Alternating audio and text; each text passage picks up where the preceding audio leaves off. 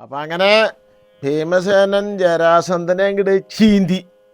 അവിടെയാണ് നമ്മൾ നിൽക്കണേ. ചീന്തി അങ്ങോട്ട് ചീന്തിപ്പോൾ ജരാസന്ധൻ്റെ അലർച്ച കേട്ടിട്ട്, ജരാസന്ധൻ്റെയും ഭീമൻ്റെയും അലർച്ച, ഈശോൻ്റെ അലർച്ചയുണ്ട്, മരിക്കാൻ പോകണൻ്റെ അല്ല, അലർച്ച കേട്ടിട്ട് അത് തൃശ്ശൂർ പൂരത്തിൻ്റെ വെടിക്കെട്ടിൻ്റെ ഫിനിഷിങ് പോലെ അത്ര വലിയ ശബ്ദത്തിൽ അലറിയപ്പോൾ അദ്ദേഹത്തിൻ്റെ നഗരത്തിലുള്ള സ്ത്രീകൾക്ക് പലർക്കും ഗർഭലസിപ്പോയി എന്നാണ്.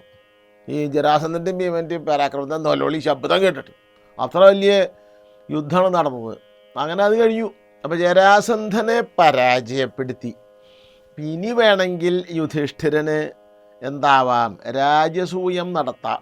അപ്പം ജരാസന്ധനെ അങ്ങനെ പരാജയപ്പെടുത്തിയെന്ന് ഉപായത്തിൽ പറഞ്ഞാൽ പോരാ. അദ്ദേഹം അവിടെ കുറേ രാജാക്കന്മാരെ പിടിച്ച് തടവിൽ വെച്ചിട്ടുണ്ട്. അവരെയൊക്കെ പിടിച്ചു. 86 രാജാക്കന്മാർ, 100 തികഞ്ഞാൽ ബലി കൊടുക്കാൻ നിൽക്കുക ഉമാപതിക്ക്. അവരൊക്കെ കൃഷ്ണൻ്റെ അടുത്ത് വന്നു. വളരെ സന്തോഷമായി അവർക്ക്, ഞങ്ങളുടെ ജീവൻ തിരിച്ചു കിട്ടിയല്ലോ കൃഷ്ണ, ഞങ്ങൾ ഇനി എന്ത് സഹായമാണ് നിങ്ങൾക്ക് ചെയ്യണ്ടേ?